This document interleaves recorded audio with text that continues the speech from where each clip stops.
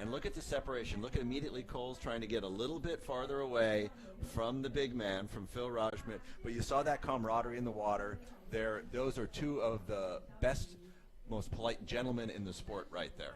What a beautiful So it looks like Cole shot. could be set up there, wingnut. We got the silhouette, we got the shot. It's No, Phil that's Rajzman Phil. deeper. So big, powerful wave there for Phil. He's not able to get much space on this wave, so he's a little bit behind the lip there. And look at the power in that lip. It's heavy out there.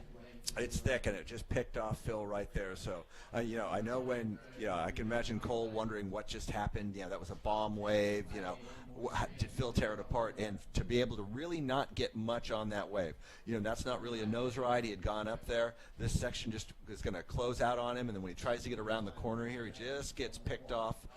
So Cole having a look. Is That's this Cole Phil. Robbins? That's Phil Phil again. Sorry, Phil, in that backlit light. Very hard to see the colors. Over to you, wingnut, for a little commentary on this turn. He really faded that turn, going for an off-the-lip whitewater climb there, but it just didn't have the energy to bring him back into it. We're going to get our first wave from Cole Robbins here. Sets up that nice little fade turn. Doesn't rush the nose ride there. He's going to let this wave set up. So he's got a nice line coming here. Good reading of the wave there from Cole. Beautiful 5, pedals back, got a close 10. He's in the middle of the board there. He's got a fast trim line. You can really see the speed of his Wayne Rich board hurtling down this right-hander there. Foamy face, but good cut back there. So good reading of that earlier section. Nice float, controlled wave. It'll come in higher than Phil's waves. Out back, Phil is on a wave himself, so we might get the back of this wave. Over to you, wingnut. Will he be able to get around that section? It looks like it's just going to back off a little bit for him. Will there be... That board very flat, very fast. There's the Rajzman. He gets the 5. Back to the tail there. Big vertical re-entry, foam climb. Look at the power in that wave. This is a bigger set, bigger than Cole's wave, but a little bit stuck behind. Cole's wave had a little bit more space. It was smaller, but it perhaps facilitated more scoring potential. But the Rajzman there with the trademark cross-step turn, back up to the nose. Is he going to get the 5? There's a quick tap to the 5. Pedals back, sweeps it round, rebounds off the foam ball there, moves into the fatter section, kicks out. So back to the replay of Cole. Look at the speed, wingnut, of this board when he sets up for the second nose ride here. I want to see Cole really going for those long nose rides. And there he is, more, locked in, where the board's really hanging in the face of the wave. He'll get around this section here, and he'll be able to get another speed trim. Nice long 5. Not as long as I originally thought it was, but good, commitment, good first wave. That's what you want to have. Nice re-entry right there. Backs it up with some good reading of the wave. As we see our surfer in red, Cole Robbins, on his second wave. There's a solid hang 10. That board hanging in there. He unfortunately comes unstuck, but good nose riding through that early section there. So unfortunately Cole has to abandon that one. A little bit of canoe work there. So what we just saw, wingnut, was an attempt to get straight to the nose, but a realization of how bumpy and tricky the conditions are today. Yeah, it's pushing those nose rides, and we've seen that before, that they'll go to the nose as quickly as possible without really setting the board, so they almost end up on a downward trajectory. And so, as a nose riding purist, that's not going to work. Well, at least there, that was a true nose ride. But that's such a tricky section. I mean, it really ran away from him. It hit a shallow slab. It got foamy. It was very hard for him to hold on to that. But it was still a really good nose ride, really critical. The board side slipped, and he stayed in control, stayed with his equipment. There's a guy who surfs without a leash most of the time. It drops them down in the face of the wave just far enough to really allow the tail to hold on. So there's the Rajzman. He gets the 5. Nice peaky section here. He's getting some kind of turns there. There's the float.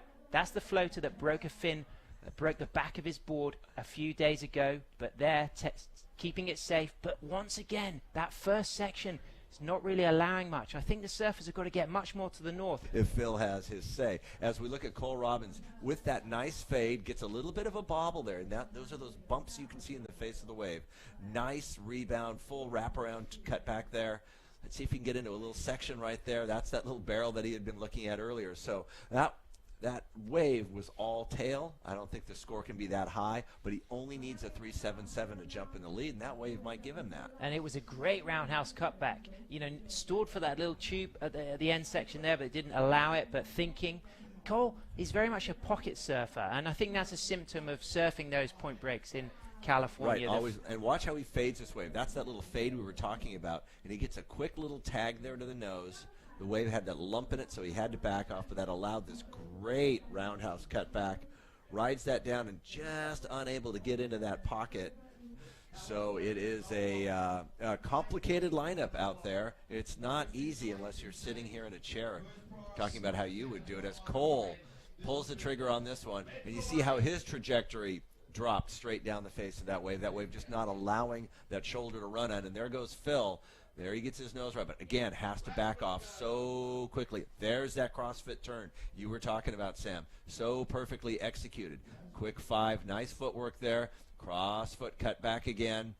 Looking down the line now. This is going to allow Phil to really get down the beach, and he'll be looking at that right-hander as he, that little bit of an elevator drop, not quite to the tail in time for a complete there, but that should be a pretty good score. But that takes it still gives some possibility here for Cole, because I think if he stayed with that wave, the score would have been perhaps borderline excellent range on the scale set by the judges thus far, but comes unstuck on the inside.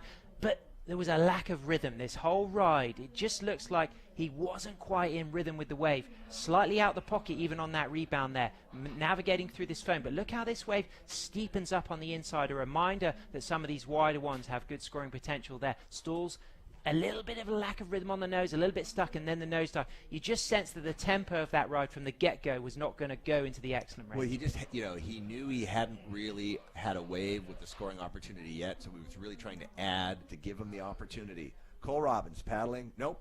Phil used his priority right there.